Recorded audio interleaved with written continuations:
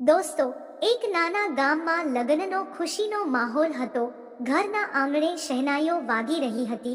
મહેમાનો ભોજન કરી રહ્યા હતા અને દુલ્હન બનેલી યુવતી પોતાના જીવનના નવા સફર માટે તૈયાર થઈ રહી હતી. પરંતુ અચાનક તે યુવતીના પિતાના ચહેરા પર ચિંતાની લકીરો દેખાઈ. તેને એક એવી ખબર મળી હતી જેણે તેની દુનિયા હલાવી દીધી.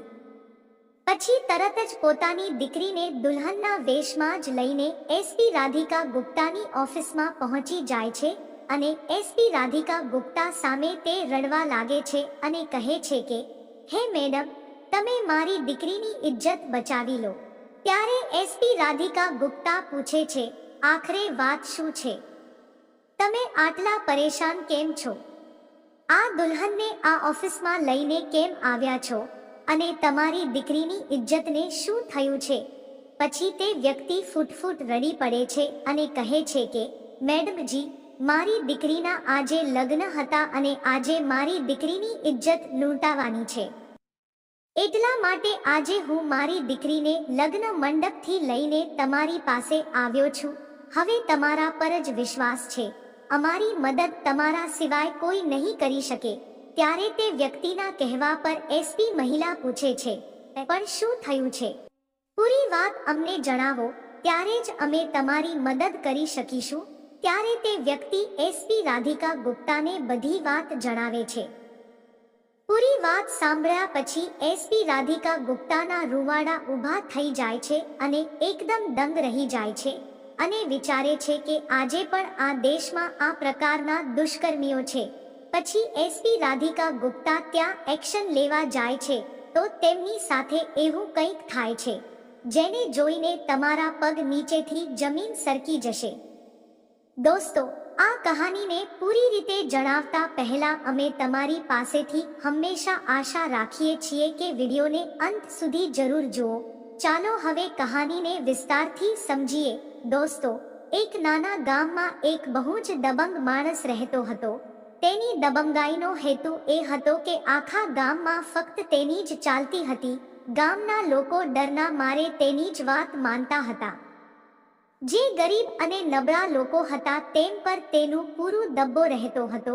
જ્યારે પણ ગરીબ લોકોને પૈસાની જરૂર પડતી ત્યારે તે તેમને પૈસા તો આપી દેતો, પરંતુ બદલામાં તેમની પાસેથી પોતાના ખેતરો અને ઘરો પર મજૂરી કરાવતો હતો. તે કારણથી ગામના ગરીબ લોકો તેના મજૂર જેવા બની ગયા હતા. દબંગ માણસ પોતાની મનમાની કરતો હતો અને ગામવાળાઓને તેની દરેક વાત માનવી પડતી હતી. ગામવાળા તેનું કંઈ કરી શકતા ન હતા. તે ગામમાં જે પણ છોકરી તેને સારી લાગતી તેની સાથે ખોટા કામ કરતો હતો. તે ગામમાં કોઈ પણ સુંદર છોકરી દેખાતી તો તે તરત જ તેને પોતાના ઘરે બોલાવી લેતો. જ્યારે છોકરી તેની સાથે જવા માંગતી ન હતી ત્યારે જબરદસ્તી તેને લઈ જતો. તે છોકરી સાથે ખોટા કામ કરતો હતો. તેના ગામવાળા તેનું કંઈ કરી શકતા ન હતા. એટલી બધી ગુંડાગીરી હતી તેના ગામમાં, ફક્ત તેની જ ચાલતી હતી. તેના ગામના લોકો ડરના કારણે તેની જ વાત માનતા હતા. ત્યાં તે વ્યક્તિ જે ગરીબ વર્ગના લોકો હતા તે લોકો પર તે પોતાનો પૂરો રીતે અધિકાર કરી લીધો હતો. તે ગામનો માલિક બનીને રહેતો હતો. તે ગામમાં તેની બિનજરૂરી પરવાનગી વગર કોઈ કામ થતું ન હતું અને બધા ગામવાળાઓને નોકર જેવા બનાવીને રાખ્યા હતા. એમ માનો કે તે પોતાના ઈશારે પર આખા ગામના લોકોને નચાવતો હતો અને આ ઉપરાંત કોઈ પણ ગામનો વ્યક્તિ તેની વાત ન માનતો તો તે વ્યક્તિ માટે તે ખૂબ મોટી સજા આપતો અને તેના આખા પરિવારને ખૂબ પરેશાન કરતો હતો. એટલા માટે બધા લોકો તેનાથી ડરતા હતા, કારણ કે તેની પાસે ખૂબ મોટી શક્તિ હતી. તેની પાસે ઘણા બધા લોકો હતા. જો કોઈ ગરીબ વ્યક્તિ તેના વિરુદ્ધ જવાની કોશિશ પણ કરતો તો તેને પકડીને ગામના ચોરા પર બધા લોકો સામે સજા આપતો. એટલા માટે ડરના કારણે કોઈ પણ તેના વિરુદ્ધ જતું ન હતું. તેણે પોતાનો ખુદનો નિયમ બનાવી રાખ્યો હતો, જે દરેક પરિણીત છોકરી માટે એક ખરાબ સપનાથી ઓછું ન હતું. જ્યારે પણ કોઈ ગામમાં કોઈ છોકરીના લગ્ન થતા ત્યારે વિદાય થતા પહેલા તે દુલ્હનને તે પોતાના ઘરે બોલાવતો અને પછી તેની સાથે સૌથી પહેલા સુહાગરાત મનાવતો હતો. એણે પોતાના ગામમાં એક એવી પરંપરા ચાલુ રાખી હતી કે જ્યાં સુધી એ દુલ્હન બનેલી છોકરી સાથે એક રાત સૂતો નહીં, ત્યાં સુધી એ છોકરીની વિદાય થતી નહીં. એ જબરદસ્તી છોકરી સાથે રાત વિતાવતો અને પછી જ એ જોડાની વિદાય થતી. એની મરજી વગર કોઈ પણ છોકરી પોતાના સાસરે જઈ શકતી નહીં. આ અમાનવીય નિયમને આખા વિસ્તારને ડર અને લાચારીની જંજીરોમાં બાંધી દીધો હતો. એના માણસોનું નેટવર્ક એટલું મજબૂત હતું કે દરેક ગામ અને નગરમાં એ નજર રાખતા હતા કે ક્યાં ક્યાં ગામમાં આપણને કહ્યા વગર લગ્ન થઈ રહ્યા છે, અને એ પણ ખાતરી કરતા હતા કે ક્યાંક કોઈ એની વિરુદ્ધ કદમ તો નથી ઉઠાવી રહ્યું. એના માણસો દરેક ગામ નગરમાં ફરી ફરીને એ જાણતા કે ક્યાંક કોઈ એવો વ્યક્તિ તો નથી કે જે એના આદેશનું પાલન ન કરી રહ્યો હોય. જે કોઈ એની મરજી વિરુદ્ધ જવાની કોશિશ કરતો એને ખૂબ કડકથી સજા આપવામાં આવતી. લોકો એટલા ડરી ગયા હતા કે એની વિરુદ્ધ બોલવાની હિંમત પણ ન કરી શકતા. આ સિલસિલો ઘણા વર્ષો સુધી ચાલુ રહ્યો. દરેક ગામ દરેક નગરમાં જ્યારે પણ કોઈ છોકરીના લગ્ન થતા ત્યારે એ દબંગ શરતો ઠોકતો. 6-0 નહીં પણ 150 કરતા વધુ છોકરીઓ સાથે એ દબંગ વ્યક્તિ ખોટા સંબંધો બાંધી ચૂક્યો હતો. લગ્નના દિવસે દરેક પરિવારના મનમાં ખુશીની જગ્યાએ ડર અને અપમાન ભરાઈ જતું. કોઈ પણ છોકરીની વિદાય દબંગ ગુડ્ડુ સિંહની મરજી વગર ન થતી.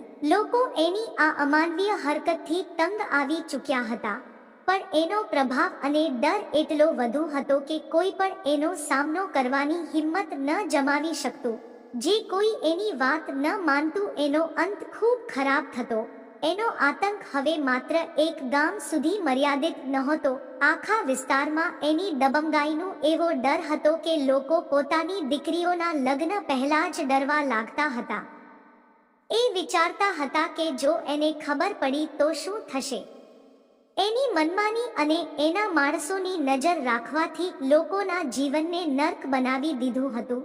આ રીતે એનો આતંક અને અમાનવીય વર્તન વધતું જતું હતું. લોકો બેબાકાર અને મજબૂર થઈને એની દરેક શરત માનતા જતા હતા. એ જ ગામમાં એક ઇજ્જતદાર અને સુલઝેલા વ્યક્તિનું નામ સીતારામ હતું. એ પોતાની ઈમાનદારી અને ખાનદાની પ્રતિષ્ઠા માટે જાણીતા હતા. સીતારામના જીવનની સૌથી મોટી ખુશી એની દીકરી મમતા હતી, જે હવે ધીમે ધીમે જવાન થઈ રહી હતી. મમતા સુંદર, સંસ્કારી અને પોતાના પિતાની પરહાઈ હતી. પણ સીતારામ માટે આ ખુશી એક મોટી ચિંતા બની ગઈ હતી. પણ એ ગામમાં એક દબંગ વ્યક્તિ હતો, જે પોતાની તાકાત અને ક્રૂરતા માટે પ્રખ્યાત હતો. એની પાસે એટલા પૈસા અને શક્તિ હતી કે ગામનો દરેક વ્યક્તિ એનાથી ડરતો હતો. એ ગરીબોને સતાવવામાં અને ગામની સ્ત્રીઓની ઇજ્જત સાથે ખેલવાડ કરવામાં પાછો પડતો નહોતો. એ દબંગનો આતંક એવો હતો કે પોલીસ પણ એની વિરુદ્ધ કાર્યવાહી કરવાની હિંમત કરતી નહોતી. સીતારામ દરરોજ પોતાની દીકરી મમતાને જોઈને ડરથી સહમી જતા. એની એક જ ચિંતા હતી કે જો એ દબંગની નજર મારી દીકરી પર પડી તો એ એની ઇજ્જત બરબાદ કરી દેશે, અને આ ડર એની ઊંઘ ઉડાવી રહ્યો હતો. એક દિવસ સાંજે જ્યારે સીતારામ ચૂપચાપ ઘરની બહાર બેઠા હતા, ત્યારે એની પત્ની સોલંકીએ એને પરેશાન જોયા. એ એની પાસે આવી અને પૂછ્યું કે શું વાત છે? તમે કેમ આટલા પરેશાન રહો છો? મમતા હવે જવાન થઈ ગઈ છે. આપણે એના લગ્ન માટે સારો ઘર જોવો જોઈએ. એની ઉંમર નીકળી રહી છે અને આપણા પર એની જવાબદારી છે. સીતારામ એ સાંભળીને ફૂટ કરીને રડવા લાગ્યા. એ પોતાની પત્નીને બોલ્યા કે તારી વાત સાચી છે. દીકરી આપણી જવાન થઈ ગઈ છે. એના લગ્ન કરવા આપણી સૌથી મોટી જવાબદારી છે. પણ મારી ચિંતા માત્ર એ નથી કે એના લગ્ન કેવી રીતે થશે. મારી અસલી ચિંતા એ છે કે લગ્ન પછી જો એ દબંગે એની ઇજ્જત પર હાથ નાખ્યો તો આપણે શું કરીશું? પછી સીતારામની આ વાત સાંભળીને એની પત્નીનું દિલ પણ બેસી ગયું. એણે ઉદાસી ભરે સ્વરમાં કહ્યું કે આપણે ગરીબ અને કમજોર લોકો એની તાકાત સામે કંઈ કરી શકીએ નહીં. જો તેની વાત ન માને તો તેણે લોકોને કેવી કેવી સજા આપી છે, આ બધું આપણે જોયું છે. અમે તો જાણે તેના ગુલામ બની ગયા છીએ. મમતાના પિતા સીતારામ અને માતા સોલંકી બંને આ ચિંતામાં ડૂબે રહેતા હતા કે પોલીસ જે છે એ જ તેના ઘરે આવે છે. જેવું તે કહે છે પોલીસ એવું જ કરે છે. જો આવા હાલતોમાં જો આપણે પોલીસ પાસે જઈએ તો પોલીસ પણ આપણી શું મદદ કરશે? કારણ કે પોલીસ અહીંની ખુદ તેનાથી ડરે છે. આ વિચારીને તેઓ પણ બહુ જ્યાદા પરેશાન થઈ જાય છે અને વિચારે છે કે આખરે હવે જે આગળ હશે તે બધું જોવામાં આવશે. હવે ધીમે ધીમે કરીને પોતાની દીકરીના વિવાહની વ્યવસ્થા કરવા લાગી જાય છે. લગ્નની જ્યારે પૂરી રીતે વ્યવસ્થા થઈ જાય છે અને લગ્નની જ્યારે તારીખ નક્કી થઈ જાય છે તો થોડા દિવસ બાદ જાન આવવાની હતી અને તેના પિતાજી પોતાની દીકરીની જાણવાળાઓ માટે ખાવા પીવાની તૈયારીઓ કરાવી રહ્યા હતા.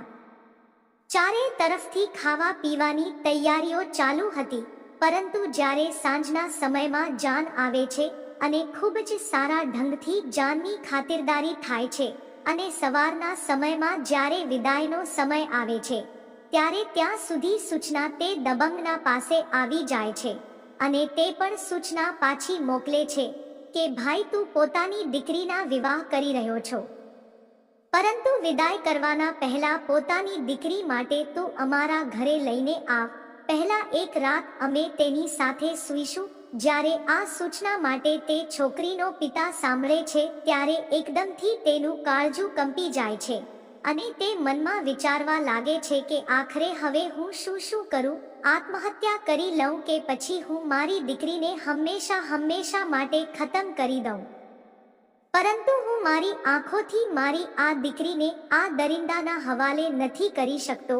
જો આવું જ બધું ચાલુ રહ્યું તો એક દિવસમાં કંઈક ના કંઈક ખોટું કદમ જરૂર ઉઠાવી લઈશ. ત્યારે બધા લોકો તેને સમજાવે છે કે જુઓ ભાઈ, આખરે મજબૂરી છે, આપણે લોકો કરી પણ શું કરી શકીએ? હવે તમે કોઈ પણ ખોટું કાર્ય ના કરો. ત્યારે તેના મગજમાં એક વાત આવે છે અને તે તુરંત પોતાની દીકરી માટે તે દુલ્હનના રૂપમાં પોતાની મોટરસાયકલ પર સવાર થઈને તુરંત શહેરમાં આવી જાય છે અને શહેરમાં થાને પણ નથી જાતો. તે સીધે જ મહિલા એસપી ઓફિસમાં પહોંચી જાય છે. જે મહિલા એસપી હતી જેનું નામ રાધિકા ગુપ્તા હતું. તે મહિલા પોતાના કામ માટે ખૂબ જ શક્તિશાળી હતી. તે પોતાનું કામ ખૂબ જ નિષ્ઠાથી કરતી હતી અને સમાજનું કામ એ રીતે કરતી હતી જાણે કે તે પોતાનું જ કામ કરી રહી હોય. આ કારણે તે લોકોની નજરમાં ખૂબ જ વિકસિત થઈ ગઈ હતી. જ્યારે પોલીસ કામ નહીં કરતી ત્યારે મહિલા એસપી પાસે જ્યારે ફરિયાદ પહોંચતી ત્યારે પોલીસ આગળ દોડતી હતી, કારણ કે મહિલા એસપી ખૂબ જ પ્રામાણિકતાથી કામ કરતી હતી અને તે આ વાત માટે વિચારતી હતી કે આખા જિલ્લામાં હું તૈનાત રહું અને ત્યાં ક્રાઇમનું નામ અને નિશાન હંમેશા માટે મિટાવી દઉં. બસ મહિલા એસપીનું આ જ વાત પર ફોકસ હતું. જ્યારે સીતારામ મહિલા એસપી પાસે જાય છે ત્યારે મહિલા એસપી પોતાના ઓફિસમાં બેસીને રિપોર્ટ્સ જોઈ રહી હતી. ત્યારે ત્યાં સીતારામને જુએ છે તો તેના ચહેરા પર ડર અને આંસુઓનો સમુદ્ર હતો. તે એસપી સામે ઘૂંટણે બેસી ગયો અને હાથ જોડીને ગિડગિડાટ કરવા લાગ્યો કે મેડમજી, મારી દીકરીની ઇજ્જત બચાવી લો. આજે મારી દીકરીની જિંદગી મુશ્કેલીમાં છે. એસપી જે પોતાના સખત વ્યવહાર માટે જાણીતી હતી તે આ દ્રશ્ય જોઈને ચોંકી ગઈ. તેણે ગંભીર સ્વરમાં પૂછ્યું કે ભાઈ, એવી કઈ વાત થઈ ગઈ છે કે તું આ રીતે મારા ઓફિસમાં આવીને ઘૂંટણે બેસી ગયો છે? શું ઘટના બની છે? કોણ તને અને તારી દીકરીને પરેશાન કરી રહ્યું છે? બતાવો, વગર ડરથી બધું સત્ય બતાવો. તો પિતા સીતારામ રોતા કહેવા લાગ્યા કે મેડમજી, હું એક ગરીબ માણસ છું. હું પ્રામાણિકતાથી પોતાનું જીવન જીવું છું. મારી એક જ દીકરી છે મમતા. તેના લગ્ન ખૂબ જ સારી રીતે થયા છે. ખૂબ જ સારી રીતે બારાત આવી હતી અને બારાતની પણ મેં ખૂબ જ સારી રીતે ખાતિરદારી કરી છે. આ સાથે ફેરા પણ થઈ ચૂક્યા છે. વિવાહ જે છે તે પૂર્ણ રીતે થઈ ચૂક્યા છે. પરંતુ હું મારી દીકરીની ઇજ્જત બચાવવા માટે તેની ઇજ્જત ક્યાંક દાવ પર ના લાગી જાય એટલા માટે હું આપના ઓફિસમાં આપની પાસે આવ્યો છું. કૃપા કરીને મેડમજી, આપ અમારી આવી કપરી ઘડીમાં મદદ કરો. ત્યારે મહિલા એસપી કહે છે કે તમે આ જ વાતોમાં ફરતા રહો છો. આખરે સાચી વાત શું છે? સાચી વાત અમને જણાવો. ત્યારબાદ તે વ્યક્તિ મેડમ સામે બેસીને જણાવવા લાગે છે. હે મેડમજી, અમારા ગામનો એક દબંગ વ્યક્તિ છે. અમારા ગામમાં જેટલી પણ છોકરીઓના લગ્ન થાય છે અને તે વિદાય થાય છે, ત્યારે તે દુષ્કર્મી તેમને પોતાના ઘરે બોલાવીને વિદાય પહેલા તેમની સાથે દુષ્કર્મ કરે છે.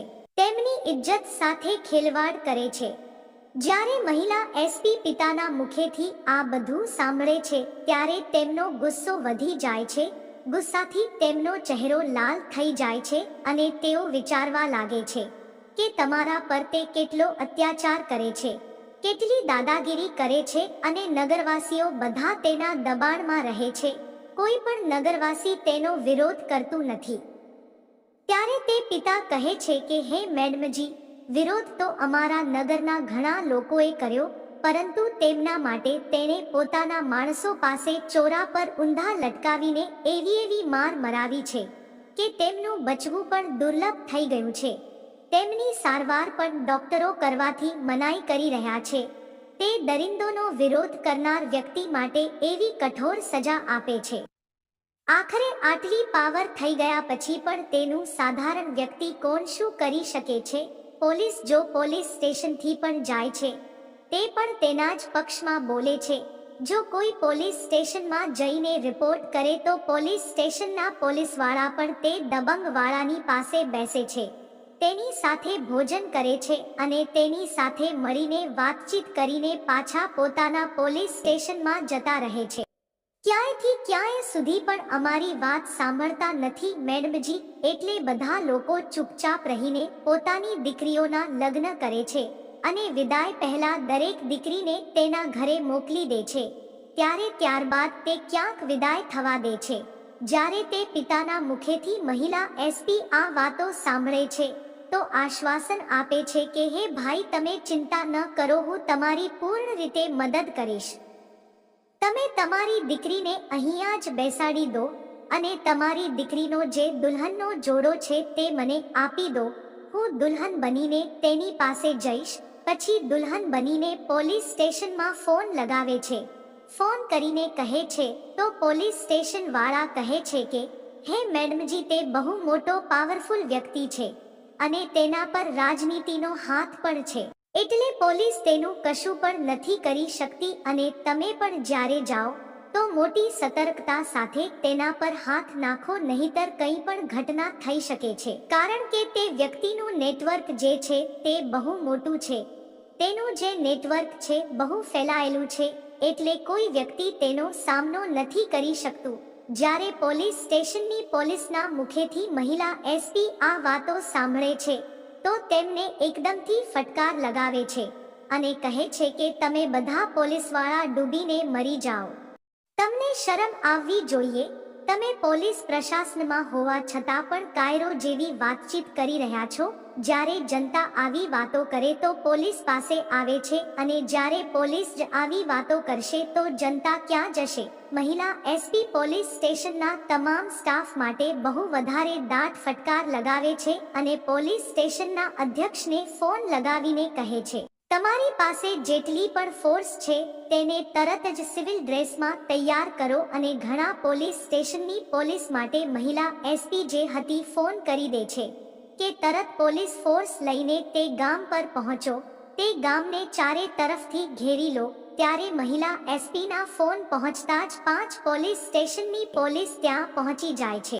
કેટલાક લોકો સિવિલ ડ્રેસમાં મહિલા એસપી સાથે જાય છે અને મહિલા એસપી જે હોય છે તે જ છોકરીનો જે જોડો હોય છે, દુનવાળો મહિલા એસપી તે જોડાને પહેરી લે છે અને દુલ્હન બનીને તે જ વ્યક્તિના ઘરે પહોંચી જાય છે અને તે વ્યક્તિને કહે છે, એ બતાવો અમને લેવા માટે કોઈ આવશે કે પછી ત્યાં આપણે સ્વયં જ જવું પડશે? ત્યારે તે પિતા કહે છે, મેડમજી, તમારે સ્વયં ત્યાં જવું પડશે. તે કોઈના ઘરે આવતા નથી, ફક્ત તેના પાસેથી સૂચના જ આવે છે અને સૂચના તો અમારા અહીંયા સવારે જ આવી ચૂકી છે અને એકવાર સૂચના હજુ પણ આવી ચૂકી છે. જો અમે ત્રીજી વાર છોકરીને તેની પાસે નહીં મોકલી તો પછી કંઈ પણ કરી શકે છે. અહીંયા આવીને તે આતંક મચાવી દેશે. ત્યારે તે કહે છે, ઠીક છે, મને લઈને ચાલો તેની પાસે. હવે મહિલા એસપી દુલ્હનના વેશમાં તેની પાસે જાય છે. તે જ વ્યક્તિ પાસે જે છોકરીનો પિતા હોય છે. તે પોતાની દીકરી બનાવીને મહિલા એસપી માટે દુલ્હાવાળો જોડો પહેરાવીને તે જ દબંગ વ્યક્તિના ઘરે પહોંચી જાય છે અને દરવાજા પર પહોંચીને અવાજ લગાવે છે કે હે બાબુજી, આજે હું તમારા દરવાજા પર પોતાની દીકરીને લઈને આવી ગયો છું. આ વાત જ્યારે તે સાંભળે છે તો નીકળીને આવે છે અને કહે છે કે તું ખૂબ મોટો બદમાશ થઈ રહ્યો છે. મેં 2 સૂચનાઓ તારી પાસે મોકલાવી. એક ખબરમાં જ પહેલા આવીને લોકો પોતાની છોકરીને અહીંયા છોડી જાય છે અને તારી પાસે 2 સૂચનાઓ પહોંચી ગઈ. ત્યારે તે કહે છે કે બાબુજી, ક્ષમા કરશો, મારી પાસે કામ બહુ વધારે હતું અને પોતાના ઘરમાં કરનાર ફક્ત હું એકલો જ છું. કોઈ પણ વ્યક્તિ મારી સાથે કાર્યમાં હાથ નથી વહેંચી રહ્યો હતો, એટલે મને વાર થઈ ગઈ અને મેં વિચાર્યું બધું કામ હું સંકેલી દઉં, ત્યારે હું તમારી પાસે જાઉં. ત્યારે તે કહે છે, ચાલ આ છોકરીને અંદર મોકલ. પછી સીતારામ કહે છે કે મેડમજી, તમે અંદર જાઓ. જ્યારે તે વ્યક્તિના કહેવા પર મેડમજી અંદર જાય છે તો અંદર જઈને જુએ છે કે તે દબંગ વ્યક્તિના રૂમમાં એક દારૂની બોટલ રાખેલી હતી. ત્યાં જ તેના જે ઓજારો હતા ગુપ્ત તે પણ બધા રાખેલા હતા અને બાકી બંદૂકો પણ આમ તેમ લટકેલી હતી. પૂરું તેણે ઝાડખાનું બનાવીને રાખ્યું હતું અને પછી ત્યારબાદ મેડમથી કહે છે, આ બેડ પર જઈને તમે સૂઈ જાઓ. તે દબંગ આદમીની વાત સાંભળીને મેડમ એસપી જે હતી ત્યાં જ બેસી જાય છે અને પછી ત્યારબાદ દબંગ વ્યક્તિ પોતાના વસ્ત્રો ઉતારીને મેડમ એસપી પાસે આવે છે. પરંતુ તે દબંગ વ્યક્તિને આ વાતની જાણકારી ન હતી કે આ મહિલા જે છે તે એક એસપી છે. તે તો તે જ વ્યક્તિની છોકરીને સમજી રહ્યો હતો. તે જ ગામની. જેવી જ તે દબંગ વ્યક્તિ આવીને દુલ્હનના ઘૂંઘટને હટાવે છે તેવી જ મહિલા એસપી તરત તે દબંગ વ્યક્તિના હાથને પકડીને જલ્દીથી મેડમ તેને 2 તમાચા લગાવી દે છે અને ત્યાં જ રિવોલ્વરથી તેને ડરાવવા ધમકાવવા લાગે છે અને કહે છે, જો તે જરા પણ હોશિયારી કરી તો મારી પિસ્તોલની ગોળી તારા મગજને ચાલણી કરી દેશે. આજે તારી બધી હેકડી નીકળી જશે. તે બહુ વધારે જુલમ કરી લીધો આ ગામના લોકો પર, બહુ વધારે. તે આ નગરની છોકરીઓને પોતાનો દુલ્હનનો શિકાર બનાવી લીધો. ન જાણે કેટલી છોકરીઓ સાથે તે સુહાગ રાત મનાવી લીધી. હવે તારી સુહાગ રાત તે સાસરીમાં બનશે જ્યાં તારા જેવા હજારો કેદી બંધ છે.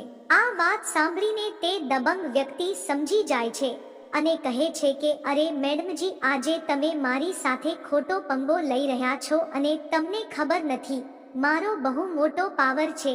કોઈ પણ પ્રશાસન મારું કશું પણ નથી બગાડી શકતું. એટલે તમે મને છોડી દો અને તમે તમારી સલામતી ચાહતા હો તો અહીંયાથી તમે તરત જ ચાલી જાઓ. ત્યારે મેડમ એસપી કહે છે, હવે તો તને ખબર પડશે કે આખરે હવે ખેર કોની નથી. તે જ સમયે મહિલા એસપી જે હતી તે તરત ડીએમ સાહેબને ફોન કરે છે અને આમ પોલીસ કમિશનર સાહેબને પણ કહે છે કે આવી વારદાત તેની પાસે મળી આવી છે. તો ત્યાંથી ડીએમ સાહેબ પણ અને કમિશનર સાહેબ પણ બધા લોકો તે જ ગામમાં આવી જાય છે અને પછી ત્યારબાદ પોતાની ફોર્સને પણ તે ફોન કરે છે. આમ કમિશનર સાહેબ પણ પોતાની પોલીસ માટે આદેશ કરે છે. આ ઉપરાંત તે દબંગ વ્યક્તિના જેટલા પણ પાલતુ કૂતરા હતા તે બધાને પોલીસ જઈને પકડી લે છે અને પકડાવી લીધા પછી તરત મહિલા એસપી જે હતી તે દબંગ વ્યક્તિને પણ પકડાવી લે છે અને પકડાવી લીધા પછી પોલીસની પૂરી ફોર્સ તે ગામને ચારે તરફથી ઘેરી લે છે. હવે તો નગરની ચારે તરફ પોલીસના હૂટર જ હૂટર વાગી રહ્યા હતા. હવે તે દબંગ વ્યક્તિને મહિલા એસપી જે હતી પકડાવી લે છે. તેનું જે મકાન હોય છે ત્યારે કોર્ટથી આદેશ લીધા પછી ડીએમ સાહેબ અને એસપી મેડમ તેને તરત જ બુલડોઝરની મદદથી તેને પડાવી દે છે. આ પ્રકારે તે દબંગ વ્યક્તિનું ઘરમકાન બધું જ તોડી નાખે છે. ત્યારબાદ તે દબંગ વ્યક્તિનું ગામમાંથી નામ અને નિશાન મિટાવી દેવામાં આવે છે. આ વાર્તાનો અંત અહીંયા જ થાય છે અને તે દબંગ વ્યક્તિને આજીવન કેદની સજા સંભળાવવામાં આવે છે. પછી બધા ગામવાળા સુખ અને શાંતિથી પોતાનું જીવન વ્યતીત કરવા લાગે છે અને તે છોકરી જે દુલ્હન હતી મમતા, તેને તેના પિતા સીતારામ ખુશી ખુશી વિદાય કરી દે છે. તો દોસ્તો, તમે શું કહેવા માંગો છો? મહિલા એસપી વિશે શું કહેવા માંગો છો? સીતારામ વિશે શું કહેવા માંગો છો? દબંગ વ્યક્તિ વિશે તમારી જે પણ રાય હોય કોમેન્ટ બોક્સમાં લખી શકો છો, લોકો સાથે શેર કરી શકો છો. દોસ્તો, આ વાર્તાઓને સંભળાવવાનો ઉદ્દેશ્ય કોઈને પરેશાન કરવાનો બિલકુલ પણ નથી. આ વાર્તાઓ તમને એટલા માટે સંભળાવવામાં આવે છે જેથી તમે લોકો આ વાર્તાઓમાં કંઈક ને કંઈક શીખી શકો અને પોતાના જીવનમાં તે વસ્તુને લાગુ કરી શકો. મળીએ છીએ કોઈ આગલા વિડીયોમાં નવા ટોપિક સાથે. ત્યાં સુધી માટે જય હિન્દ, જય ભારત. આપ સૌનો ખૂબ ખૂબ આભાર.